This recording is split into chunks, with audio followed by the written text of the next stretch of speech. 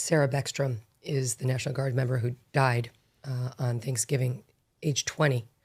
And what's been so disgusting in the wake of this murder and attempted murder in the case of Andrew Charles is the left wing running around trying to pretend that the issue is really that they were there in the first place, like Jane Mayer of The New Yorker out there saying this was all so unnecessary. They didn't need to be there, as if that's really the problem. Like, not that there's some lunatic who drove from Washington State to Washington, D.C. to shoot down two innocents in the prime of their lives, but that Trump gave the order to fortify the crime preventions in Washington, D.C.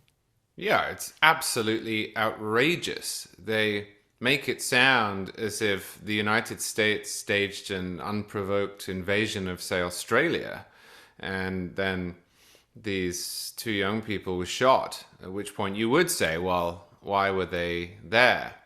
But that's not what happened. The District of Columbia is a federal district. It is under federal control. It's not a state. It's not a foreign country. The federal government is allowed to deploy federal agents in the federal district. So once you get past that, then what Jane Mayer and others effectively are saying is the equivalent of saying, well, if you don't like the police, you can just shoot them. Which is crazy. Of course you can't. This is the fundamental presumption beneath our civilization, that we do not kill people just because we have a problem with them. Now, we don't know precisely what the person who shot them was trying to achieve, but it doesn't matter. It doesn't matter whether he was upset that they were there. It doesn't matter whether he was trying to commit some secondary crime. It doesn't matter whether he had political or religious objections. It doesn't matter whether he equated them in some way with ICE or other federal agents. Perhaps he was upset about taxes. That doesn't give him the right to kill IRS agents. You cannot do this. It is not just stupid to say, well, of course, if they hadn't been there, they wouldn't have been shot because someone else would have been, the police. It is evil. That is not how it works in the United States. But I think, unfortunately, it is representative of a particular sort of progressive thinking, which holds that if, for whatever reason, you, being the progressive elite, don't like someone, whether that be the deployment of the National Guard in DC, or ICE performing and enforcing immigration law, or, say, Charlie Kirk saying things they didn't like, then it's sort of understandable. They wouldn't go so far as to say it's justified, but it's sort of understandable, and you have to take that into consideration when looking at the story. And Ken Delaney on MS Now, which is formerly MSNBC. Oh, I have it. He said, well, you want to play it? Because he essentially said this. Let me play it. Let me play it. Here it is. Sat 11.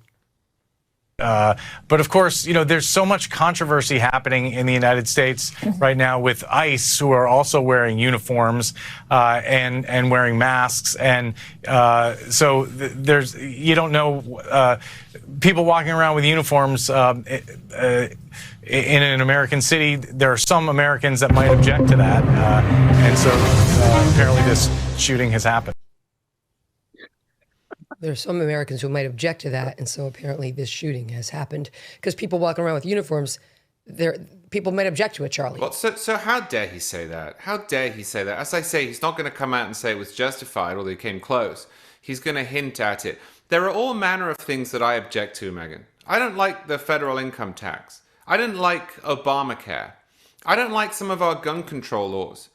There's no way Ken Delaney will go on TV and say, well, of course, the president just signed an increase in the tax rate so that an IRS agent was killed, so that happened. There's no way he would say that the HHS what about abortion? department... Planned Parenthood. Right, that's another one for 50 years. Now, of course, there were a few people, a handful on the fringes during the Roe v. Wade era who did target abortion doctors. But do you know what people at National Review said? They said, don't do that, that's murder. Don't do that. That is a fundamental break in the social contract. So this is a crazy approach. And Ken Delaney wasn't out there saying, well, yeah, abortions make a lot of people upset. Right.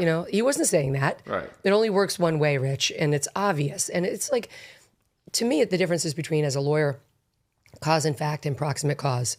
If I get into a car accident, God forbid, and hurt somebody, Am I the proximate cause of that accident? Maybe I am. Is my mom the cause, in fact, of that accident? In a way, if you want to go back that far, she gave birth to me. Like so yeah, President Trump, like also the parents of those two poor National Guardsmen. Yeah, they're to blame. They didn't stop them from joining the National Guard. Trump is to blame. He deployed the National Guard.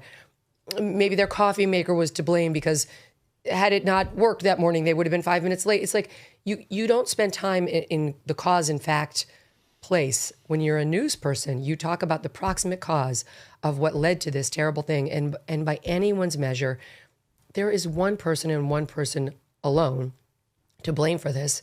And it's this Afghani guy we brought back here after we pulled out of Afghanistan in 2021. Yeah. And the idea that wearing uniforms is a provocation, all sorts of people wear uniforms, right? You know who else wears uniforms? Cops.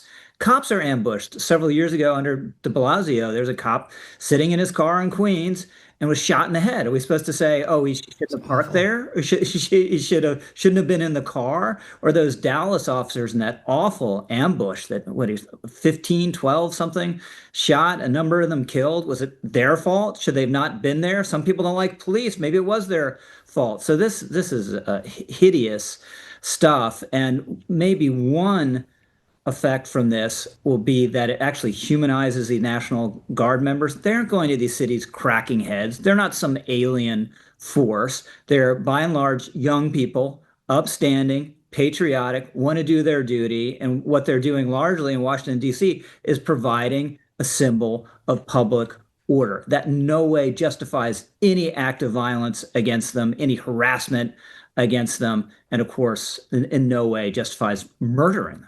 Ever read the label on a typical bag of chips? It's often a science experiment of seed oils, MSG, artificial dyes, and mystery ingredients. Masa is part of the growing movement to bring back real food. Masa chips contain just 3 ingredients: organic corn, sea salt, and 100% grass-fed beef tallow.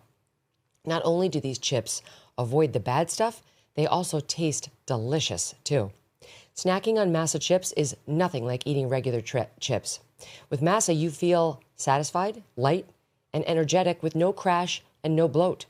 And if you love Masa, then you will love Vandy Crisps. Vandy, which is Masa's sister company, makes the most delicious 3-ingredient potato chips too. Ready to give Masa or Vandy a try?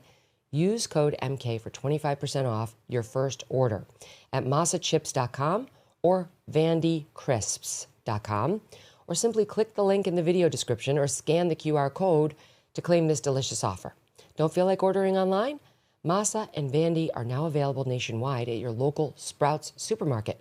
Stop by and pick a couple of bags up before they're all gone. So what do we make of this guy? Because I realize a lot of people went to the fact of he was unvetted. There are too many who were let in after the withdrawal who were unvetted. And there were. That's true. But it does not appear that this guy was necessarily one of them, because he went through a lot of vetting. And my next guest coming on after you guys is going to walk us through some of that. But even the administration is suggesting they think the guy was radicalized here, which is like, oh, jeez, like, great, Rich. What do we do with that? So he got here and life was so miserable for him, or he had some sort of a break. I don't know. Now we're getting all the articles about how sad he was. I don't really care. Who gives a shit how sad he was? He was a sad terrorist who yelled Allahu Akbar as he took Sarah Beckstrom's life. Boo fucking who? But it is interesting if he got radicalized here, because he was a few years earlier helping us and then was yelling Allahu Akbar as he shot 2 of our service personnel. Yeah.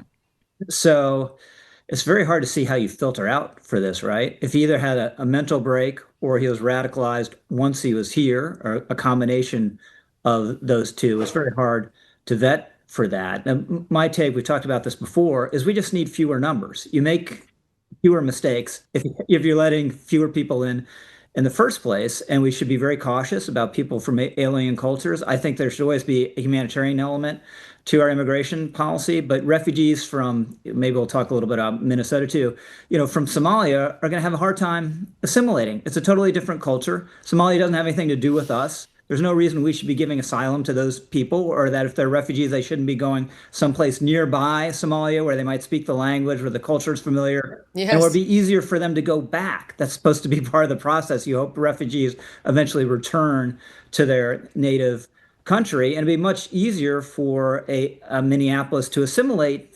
the Somali immigrants if, say, there are 10,000 rather than 80,000. So I don't think there's an easy answer to this guy's case. At least it doesn't look like there was. You'd hope when we're granting asylum, by the way, that it's not just, do you have a fear of persecution back home, which he certainly did, but whether you're sane or not, and an upstanding member of the community or not.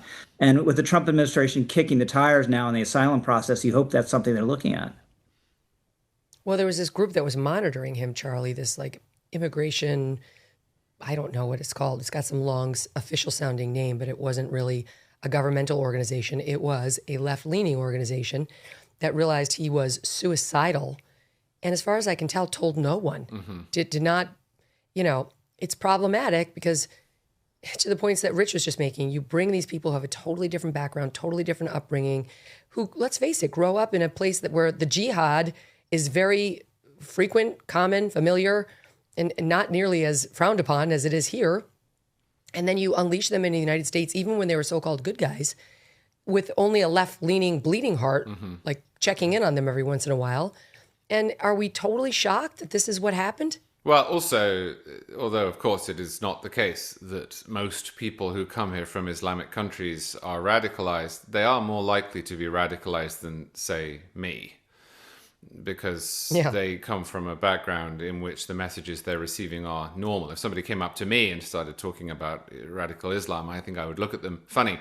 Also, you're radicalized on some things, Charlie, just in a good way. That's true. I'm radicalized on the radicalized American experiment. on the government repayment of students' That's right. debt. That's Kamala right. Harris. But I managed to avoid killing anyone in the process. I just wrote very furiously at my keyboard in the grand tradition of American rebels. But look, it's more difficult to vet people from Afghanistan than it is people from England or Japan or Australia. And that's another thing we have to bear in mind. He may have been vetted, but the information that the federal government was able to look at when I applied to become a permanent resident and then a citizen was comprehensive, because I came from a stable country in which the bureaucracy and the government have long been fairly competent. And that is true of people from France or from Germany or from Australia or Japan or what you will. It's just not the case for people from the third world. There aren't many records in failed Islamic states such as Afghanistan. And that is, when we hear the word vetted, that's something we ought to bear in mind. Now, that doesn't mean, of course, you don't let anyone in from anywhere that isn't a Western country. But it does mean you have to have a different approach, because you just can't know the paper trail in an Afghanistan, as opposed to, say, a Germany, is worthwhile. By the way, the name of the group that was supposed to be keeping an eye on him is the U.S. Committee for Refugees and Immigrants, which sounds so nice and official, but really it's just some left-leaning group that's supposed to, I guess, ease their way into the country and keep one eye on them. And the person did accurately deduce that he was feeling suicidal, did not accurately deduce that he was feeling homicidal, and if they did nothing about it. So what's the point of the group? Not just that, but the guy drove cross-country to commit this murder. It was cold-blooded. And now I'm really kind of sick of the how sad he was stories, but they continue to pop up. He was sad, really sad. You know who else is sad? The family of Andrew Wolf and Sarah Beckstrom. That's who I have ink and patience for, not this guy's family. Thanks so much for watching. If you like what you just saw, hit the subscribe button for more clips and full episodes.